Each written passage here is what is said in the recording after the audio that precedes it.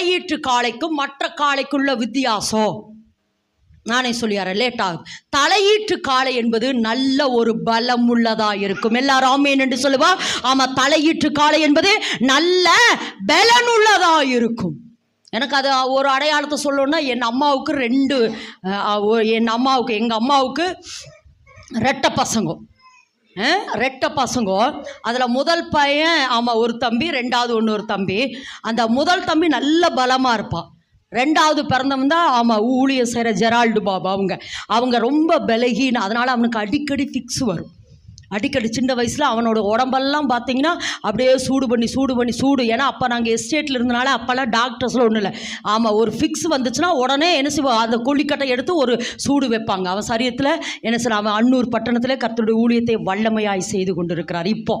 அப்போது உடனே என்ன செய்வாங்கன்னா சூடு வைப்பாங்க. இது எதுக்குன்னா, அதுக்கு அவங்க சொல்கிறது என்னென்னா, அவன் விலகின. ஏன்னா முதல் பிள்ளை நல்ல தலையீட்டு பிள்ளை. அவன் முதல்ல நான் பிறந்தபடினால என்ன, 2 பேருமே எங்களுக்கு அடுத்த தம்பிகள். அப்போ அவன் முதல் பிள்ளை கொஞ்சம் நல்ல பலமாக இருப்பான். ஆனால் ரெண்டாவது பிள்ளை ரொம்ப வீக்னஸாக இருப்பான்.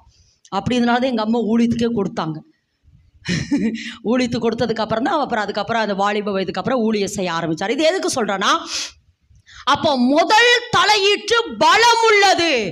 அப்போ தேவன் நம்ம மேல வைக்கிற பராக்கிரம அலங்காரம், பயங்கர பராக்கிரமசாலியாய் கர்த்தர் என்னை வைக்க போகிறார். பயங்கர பராக்கிரமசாலியாய்.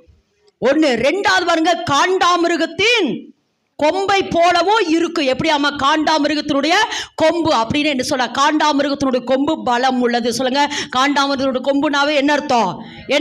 பலம் உள்ள ஒரு கொம்பு. அப்ப இன்னைக்கு கர்த்தர் என்ன சொல்றாருன்னா, அவன் அலங்காரம் தலையீற்று காளையினுடைய அலங்காரத்தை போலவும் காண்டாமிருகத்தினுடைய கொம்பை போலவும் அது எப்படி இருக்குமாமா?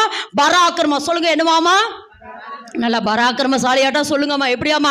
பராக்கிரமா சொல்லுங்க, நல்லா சொல்லுங்க. என் மேல கர்த்தர் வைக்கிற அபிஷேகம் ஒரு பராக்கிரம அலங்காரம். இந்த வார்த்தைக்கு பேர் என்ன? பராக்கிரம அலங்காரம். அப்படின்னு இன்னும் எப்படி சொல்லானா, ஒரு இராணுவத்தினுடைய வலிமையை கர்த்தர் உங்கள் மேல வைக்க போறாருமா.